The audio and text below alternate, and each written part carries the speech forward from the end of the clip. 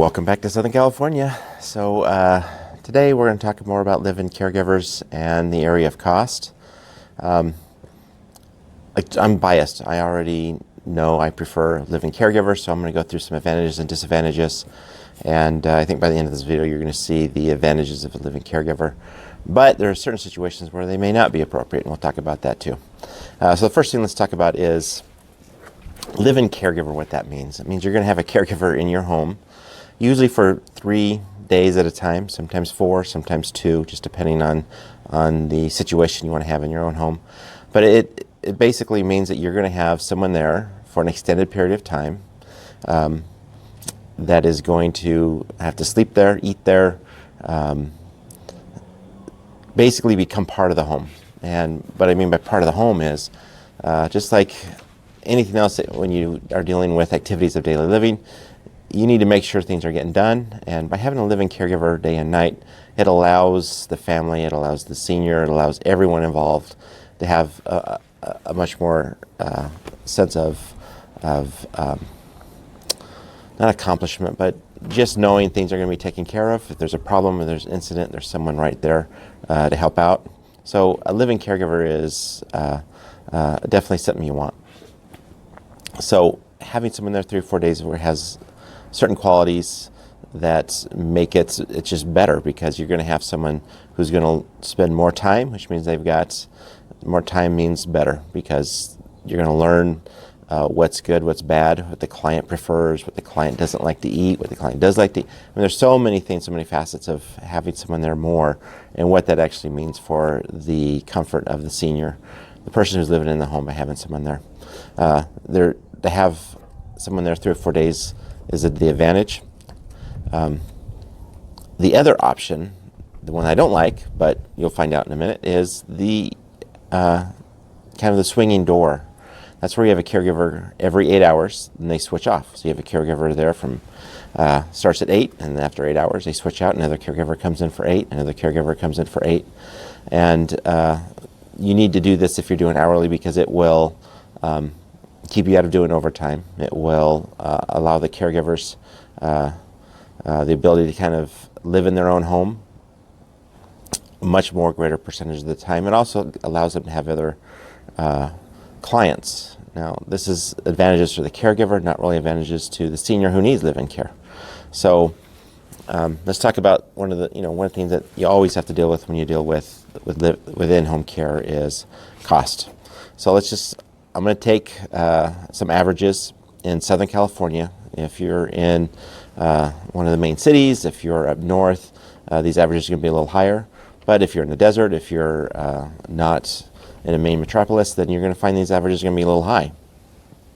But for California, this would be pretty standard. So a live-in caregiver, if they are there, let's say they're there 3 days a week. One individual is there 3 days a week. More than likely, you're going to have 2 or 3 caregivers, but each caregiver on a daily is going to average between $300 to $320 per day. So if you're going to look at what that's going to cost you per week, you're looking at around $22.50, a little less than that, but we're going to make this very conservative on the high end. And then your monthly for a live-in is around $9,000. And once again, I wanted to make these very conservative, and these numbers, I don't have any clients at this rate, because it's high. But that's what you're looking at. So if you have someone there that's living in 3 or 4 days at a time, you'll probably have 3 or 4 caregivers. You probably want to have just 2 main caregivers, and then you'll probably want to pick a third or a fourth as backup people trust.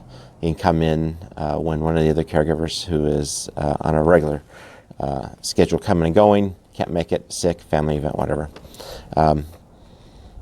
That's with doing live-in with 2 or 3 caregivers staying 2 or 3 days at a time.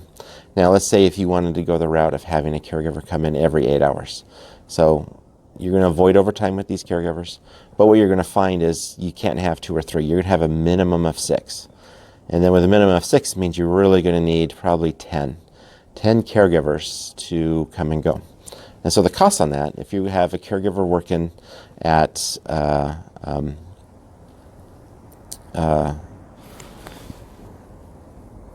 do the math in my head. So if the caregivers come in, let's just say the average is $19 an hour, which is really low. 8 hours, and you're going to have 3 caregivers doing 8-hour shifts, you're looking at $456 per day. So $456 per day versus a living caregiver who's there for the full 24 hours is $320. So you already can see that there's going to be a huge difference. So the weekly for a 8-hour shift caregiver, or 6 to 10 caregivers per week, you're looking at almost $3,200 a week, where with the living caregiver you're looking at $2,250 a week.